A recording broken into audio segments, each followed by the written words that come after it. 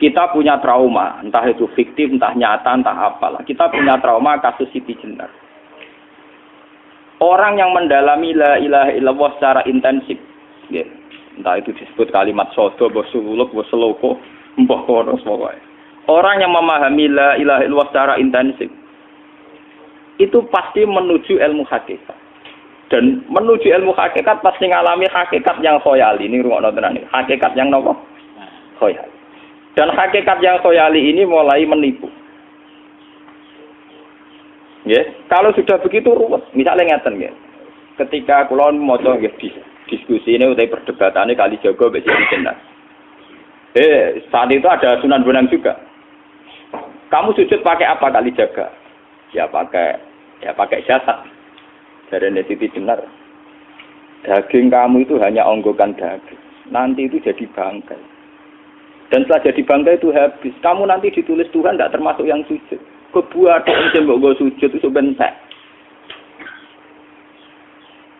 Mikir kan juga. Rugi ke sujud mbek bathuk mbek tangan. Jasad tem sampean ku entek. Ora ana sing crita kowe nak sujud mergo jasad itu mau sampean dadi bang. Lah nek ngono sujud ning hakikat ora usah bathuk, ora usah tangan, ora usah sikil, yo rohem iku lho kon sujud mbek pangeran. Nak sujud mbek fisik ku rugi wong fisik sampean. Mikir kali itu. Wong bolak-balik kali Joko ku mantan wali preman terus jadi debat pusing. Siti Jenar tahu belajar tak tahu meneng Irak. Yang jelas yang mulang gak sadar mau ora menangis. Wah, ini menjadi perdebatan. Sehingga keyakinannya kayak Siti Jenar, la ilaha illallah itu ya wahdatul wujud itu, innalillahi wa inna ilaihi. Selama ini kalau orang syariat misalnya, orang syariat itu kalau ada orang mati, misalnya Kak Ruhin mati, aku kan muni innalillahi wa inna ilaihi raji'un, saiki Ruhin wis mati. Mati itu balik ning penge. Itu cara wong hakikat kan salah besar. Orang mati itu tidak ada. Cara ilmu hakikat dan orang mati itu tidak ada. Roh ini tersiksa di alam fisik. Jadi ruh-ruh ini tersiksa di alam fisik. Karena ketemu ning jasate ruh. Tersiksa dulu. Akhirnya apa mangane kudu kerja piring Jepang tersiksa roh. Adol roti memang tersiksa. Misalnya kiai pemangan adalah kudu pidato 2 jam bareng tersiksa. Roh kenapa? Tersiksa. Mergo roh ora buta mangan, ora buta ngombe, tapi gara-gara melok fisik. Paham ya? Lho ini tenang ilmu warai ya bener. Lah kula boten. Sampeyan betul lho guru waras maksudnya nggih. Artinya waras secara akademik karena ada referensi, ada marojek nggih. Waras secara hakikat. Kula niku umpama rasake sampeyan wis ilmu hakikat. Artinya saya juga ngalami ilmu hakikat. Lan ketika sing aran hikam wong ora tau mukasafah ora jadi ulama. Entah sekian detik ulama itu harus pernah mukasafah. Biar merasakan ilmu nopo ada. Tapi ilmu hakikat itu bisa dilogikakan sebelum sampai secara musyahadah. Paling enggak bisa sampai secara logika. Manusia itu mulai Nabi Adam sampai sekarang itu kan punya roh dan roh itu tidak makhluk. Dia roh itu tidak makhluk. Ketika roh itu diletakkan di jasad dia itu tersiksa. Karena ketika dia ke jasad fisik namanya mengalami keterpisahan dengan yang abadi. Dia ini ning jasad fisik tersiksa. Karena dia harus di alam yang kasat mata, alam mulki. Tersiksa. Ketika dia tersiksa, melok ruhin, akhirnya dia mangane kangelan, akhirnya lesu mangan. Padahal roh gak butuh mangan, perlu dicatat roh gak butuh. Ya ora butuh gunung kidul barang, roh ora butuh rapi. Paham kan? Ya ora butuh cinta, ora butuh pegatan, ora butuh macam-macam. Paham? Tapi karena dia nemplek jasad sing butuh mangan, butuh rabi, butuh wedoan macam-macam. Akhirnya roh tersiksa. Suatu saat kalau roh ini dalam bahasa manusia mati, ini dalam bahasa manusia mati. Ini hakikatnya roh itu tidak mati, dia kembali ke habitatnya. Ini disebut innalillah. Kita ini dari awal ya dengan Allah. Wa inna ilaihi juga kemudian nanti kita pasti kembali ke Allah. Dan itu diyakini betul oleh orang wahdatul wujud. Jadi kalau roh mati itu ya tidak ada mati. Roh sekarang itu kembali karena sudah lama mengalami keterpisahan mergo melok fisik-fisik dari ono kerja dasinan, ono nggo proposal lan ruwet roh melok. Paham itu? Kita di roh iku napa melok roh. Lah roh ya tersiksa ngaku ora butuh mangan, ora butuh proposal bocah ngalor. Itu tersiksa. Makanya dalam cerita-cerita Jalaluddin Rumi yang otentik di kitab-kitab begitu. Ketika beliau mau meninggal, muridnya itu nangis. Dari Jalaluddin Rumi, kamu jangan nangisi saya ini mau pesta, saya ini mau pesta perkawinan. Kamu tidak merasakan penyesalan saya ini lama menyesal, karena harus hidup bersama kamu. Terus saya ini tersiksa karena ngalami alam yang rusak, yang fana. Alam yang fana. Harusnya roh saya itu di alam abadi, bukan di sini. Maka jangan tangisi kematian saya. Kematian saya adalah kembalinya roh ke habitatnya. Semenjak itu kematian dianggap malam perkawinan. Karena roh kembali. Walhasil nguniku cara ilmu tasawuf bahasa Arab jenenge wahdatul wujud. Kena Jawa, Yogyakarta, Solo, keadaan itu jenenge manunggaling kawula. Mergo sing rawan ngono rugen. Barang iki tak terangno detail. Jadi batuk mesti iki buku sujud kan. Niku sampeyan ilang. Dadi seksine selalu ngawur cara teorine sinten Siti? Rugi kowe. Bukan jadi ya kentur. Kali coba mantan preman jak debat terus kowe ora ngono mbok terus tak pateni kowe. Lah debat iki biar ra iso. Premane kumat. Ya ta preman jak debat ilmi. Ngono ku model. Kali Joko yo ora salah. Dhisik Sayyidina Umar nggih ngoten. Umar sahabat top. Lah isih debat atau milih tak patenane ya Rasulullah. Gak iso dene cek ilmiah. Mantar preman pasar rukat terus dadi sahabat top. Debat yang milih mate. Ada wonten cerita wong Yahudi njaluk keputusan Nabi. Bareng wis diputusno Nabi cek mamang. Ndak tenang keputusane ngono dalam sengketa duniawi. Bariku takok ya Ali. Ya Ali, aku mau sowan ning Nabi Muhammad. Dikai keputusan tapi mamang cara kowe pilih. Sampai Ali dikai keputusan persis kanjeng Nabi. Cek mamang neh takok Umar. Takok Umar aku mau ning Muhammad, ning Ali dikai keputusan kok mamang, Mar. Cara kowe piye? Urusan dunya. Enteni iki. Entah dia melepuh buat apa? Uang diputus Nabi ora marah. Buat mati. Awe. Mereka mantan apa? Cara mantan intelektual atau intelektual kan ya wajar nggak uji kok percaya Nabi. Ya, kan bareng cara Ali sederhana. Gak percaya wis kandhani. Ora mesti cara Ali tenan. Lah ora apa patene. Ya wajar wong Yahudi kok percaya Nabi, nek percaya ora situ Yahudi Muslim. Lah Ali situ Gus Dur. Ada Gus Dur ra beda piye tenang. Ali nyen ngoten watake ngoten. Nasibe padha. Ali itu ilmuwan yang jadi presiden gak sukses. Sing niru Gus Dur. Mergo ning dinggo nek wong pinter mimpin ra sukses. Wong pinter gampang maklumi. Lah misalnya kita jadi kiai wong pinter. Pak Yai santri ini pacaran. Maksud itu jangan anak cawe itu. Wah, ruwet. Terus malah dalil zinalina subuh syahwat minan. Piye pondok tanpa pelaturan. Paham ya? Ruwet apa? Mulane aja geman, iki kiai pinter teman-teman aja geman. Sing biasa wae ana syariate sithik-sithik.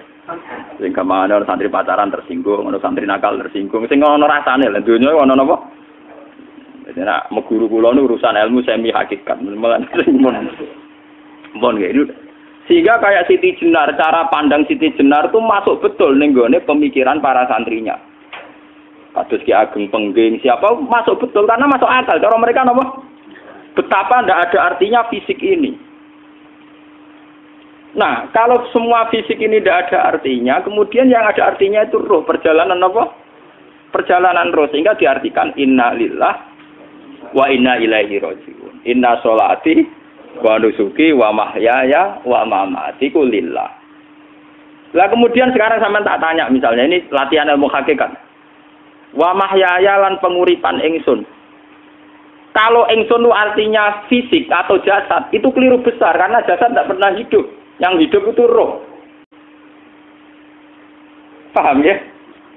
Sekarang artinya wama mati itu apa? Kematian ingsun. Kalau roh itu tidak pernah mati, berarti kematian roh adalah keterpisahan dengan yang agung atau yang abadi. Dan semuanya itu lillahi rabbil alamin. Sehingga mereka mengatakan kematian itu satu pesta. Mulane kados Bilal ditakoki, ya Bilal, ketika murid-muridnya nangis bergape mati, Bilal ge seneng ae. Godan nalqal ahibbah Muhammad dan wa hisbah. Ya nak mati malah seneng tuh ketemu kekasihku. Sebab itu kematian tidak pernah jadi problem bagi mereka sing soleh, sing menembus ilmu hakikat. Paham? Tapi ilmu hakikat kayak ini itu yang diyakini Siti Jenar, diyakini Jalaluddin Rumi, diyakini para wali-wali wahdatul wujud. Dulu Syekh Husain Sinten Al-Halal. Itu kemudian melahirkan prahara syariat. Prahara apa? Syariat. Sebab itu Wali Songo, oke Siti Jenar benar dalam filosofinya, tapi harus dibunuh. Karena menjadi prahara syariat. Sama dengan yang dikatakan Nabi itu benar, tapi menjadi prahara syariat. Akhirnya disomasi oleh Umar radhiyallahu anhu. Jadi sebetulnya sama, pola-pola ceritanya sama. Intinya sebuah ilmu hakikat harus dikawal napa? Syariat. Nggih kula bolak-balik, contoh paling gampang wit pisang. Wong nak mangan gedang kulitnya tetap dibuang. Tapi umpama gedang dari awal ora usah kulit, ra sido dadi gedang. Paham nggih? Meskipun kon ape dipangan ya dibuang. Tapi kita tidak bisa membayangkan pisang dari awal tanpa napa? Mbah kekeringan, mbah bosok, mbah ra sido dadi napa? Pisang. Terus pentingnya syariat lagi begini, malah penting ngaji wali-wali syariat yang pinter kados Sunan Kudus, kados Sunan Bonang. Andai kan tidak ada syariat itu dunia pun mesti rusak. Contoh paling gampang masalah pornografi, porno aksi.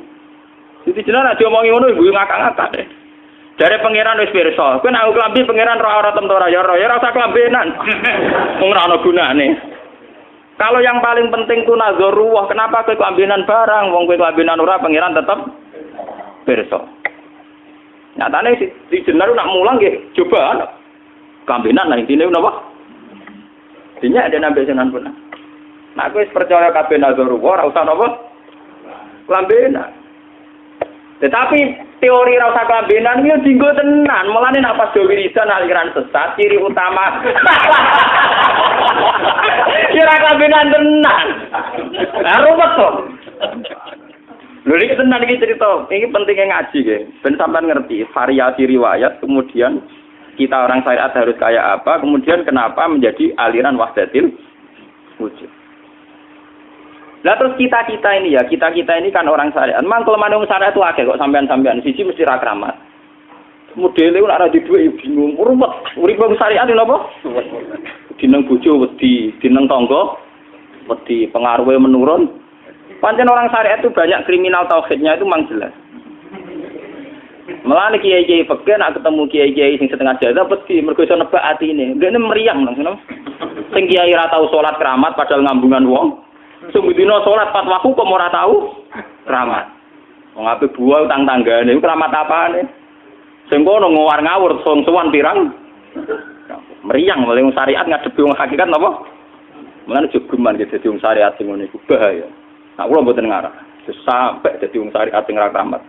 Bahaya sekali itu bagi perjalanan agama. Kalau sering ketemu kiai-kiai yang terkenal keramat di juaduk tiang-tiang hakikat. Ditantang kanca-kanca kula wani, nak tantang aku tetep rawani kok. Mikir deh. Karena orang yang sama-sama ke jalur hakikat tetap punya alamat, tetap wonten simahum fi wujuhi min atharis sujud. Cara pandangnya mesti sama. Kalau nanti ketemu murid, ya artinya yang ikut aliran Siti Jenar, dia ada sholat, ada apa, hidup di satu tempat gitu. Padahal dia bisa baca ihya. Dulu pernah mondok di Mekah, pernah di Irak. Itu ya meresahkan para kiai. Kemudian sebagian mereka minta saya suruh ketemu. Ya walhasil kalau ketemu. Ketemu pertama ya. Jenengan Gus Ba. Tapi zaman Rasulullah itu pernah tak arani muka sapa. Nggih biasa mawon. Kula ora usah kenal jenengan nggih kenal. Dadi kula nggih biasa mawon. Lalu pernah ngajar ajaran nggih. Saya Gus ning donya tak enteni mau turu-turu ngenteni mati ngono Gus kok repot. Ijaban kula terus enak. Sampai jare wong hakikat wong ngenteni mati barang. Ya mati yo saiki iku. Ora usah ngenteni saiki padha-padha wis napa?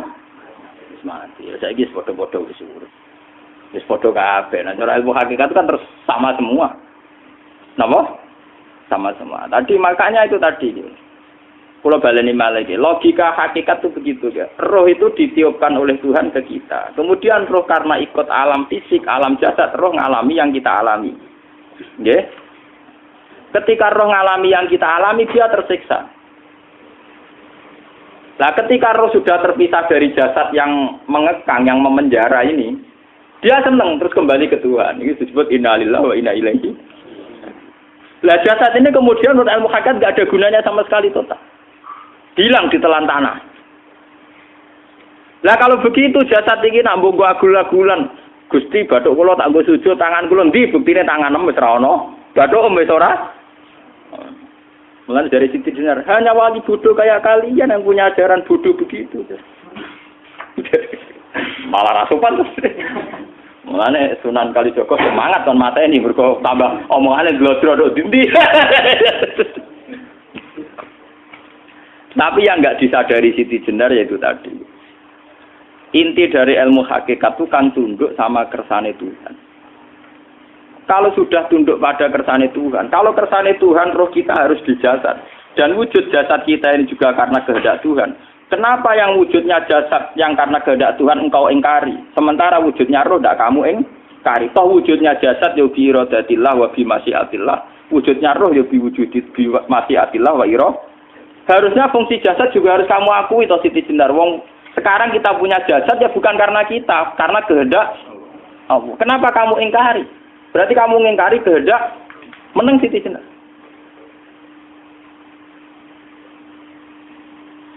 Makanya hakikat yang pertama Semi itu pasti khayal. Lah Siti Jenar itu hakikatnya baru yang sampai khayal itu. Jika dia tersesat. Sebetulnya kalau sudah hakikat beneran itu tidak perlu khayal begitu. Artinya tidak perlu khayal jasad kita sing senajan ora ana gunane ini. Tetap piye wae wujudnya karena kehendak Allah. Juga kita harus terima. Apapun kekurangannya, apapun kenaifannya, ironisnya harus kita terima. Ini sebagai bentuk penerimaan kita pada masyiatil. Begitu juga keadaan roh kita sebagai penerimaan atas masyiatil. Meskipun ada teori-teori roh yang lebih valid. Lebih valid misalnya begini. Kanjeng Nabi itu suatu saat ininya terputus karena perang Uhud. Itu Kanjeng Nabi dia dolanan drijine ini. Napa cara napa jari jemari ini Nabi putus. Dia dolanan. Jadi Nabi sendiri kadang sering ngajarkan ilmu hakikat. Hal lagi illa usbun udmiyat wa fi sabilillahi ma lafitu. Kowe ora trimo fisik, bentuk fisik jari jemari sing ditebir berdarah. Tapi nak kowe wis fi sabilillah ayo wis balik ning habitatem. Sehingga kenapa para sahabat itu ketika dicincang, ketika putus tangannya, putus kakinya. Sahabat yang usul ke ilmu hakikat itu malah senang. Karena jasad kita ini kan ila sabilillah menuju jalan Tuhan. Sekali dia sudah terluka fisabilillah itu sudah menemukan formatnya. Cara teori Cina sudah menemukan formasinya. Paham gitu? Orang kok malah ngeluh itu berarti goblok kena ngeluh. Paham tak? Paham ini apa? Jadi, makanya Nabi ngertikan ya itu sudah ketemu formatnya. Ketika rohnya para syuhada nanti kembali ke Tuhan, ya ketemu formatnya lagi. Itu disebut wala taqulu lima yuqtalu fi sabilillahi amma. Dia tidak mati sesuai formasi awal, yaitu roh kembali ke Tuhan dan jasad ikut mengawal. Nah itu Nabi kadang ya pakai ilmu hakikat begitu. Mulane kula bolak-balik matur, kula niku nggih mulai umur 20 tahun napa pinten. Kula nu asline nggih gadah penyakit dan ekstrim penyakit saya. Sampai saat ini kalau nak ngobatno tidak lebih 50%, karena saya tetap berpikir.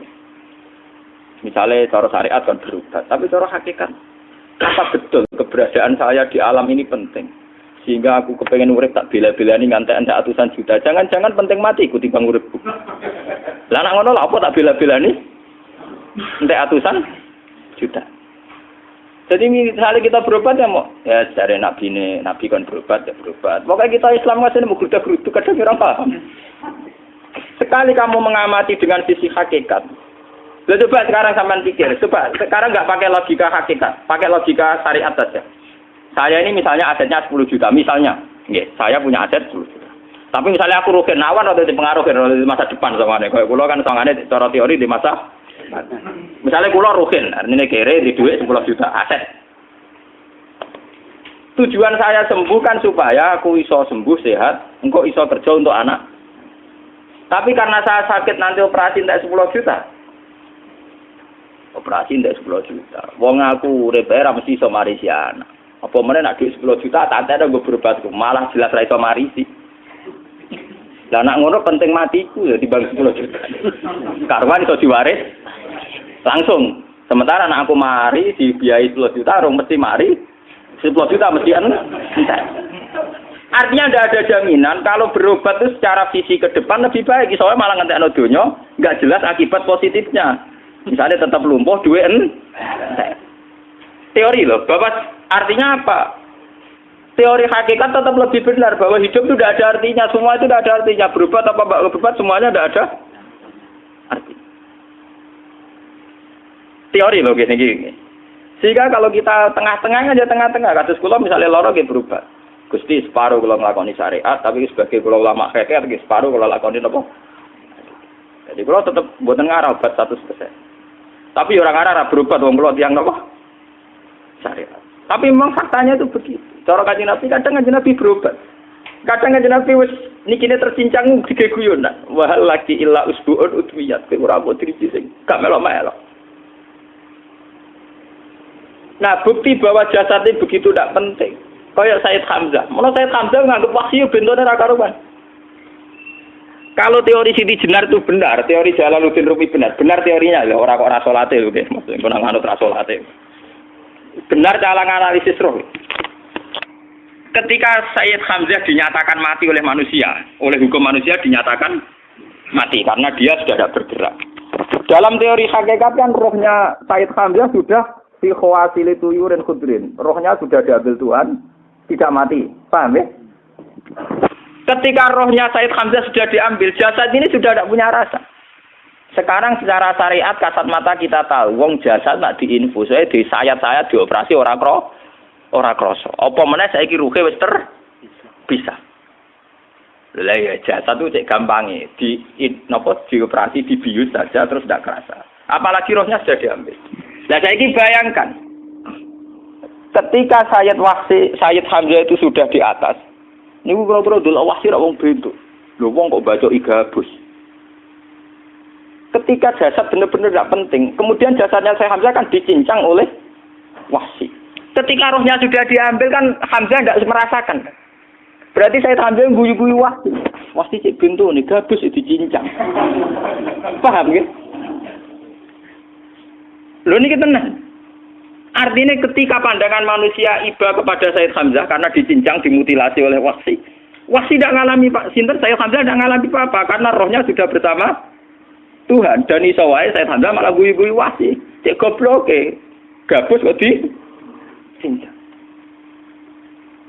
Lah nak ngono rak mirip, makanya dalam hal ini itu dalam teori roh itu sebetulnya Siti Jenar tidak sesat dalam teori roh. Tapi jangan katakan itu penemuannya Siti Jenar. Siti Jenar itu terlambat. Sebelum itu ada Husain Al-Khallas. Sebelum itu ada Jalaluddin Rumi. Sebelum itu juga ada sahabat, ada nabi.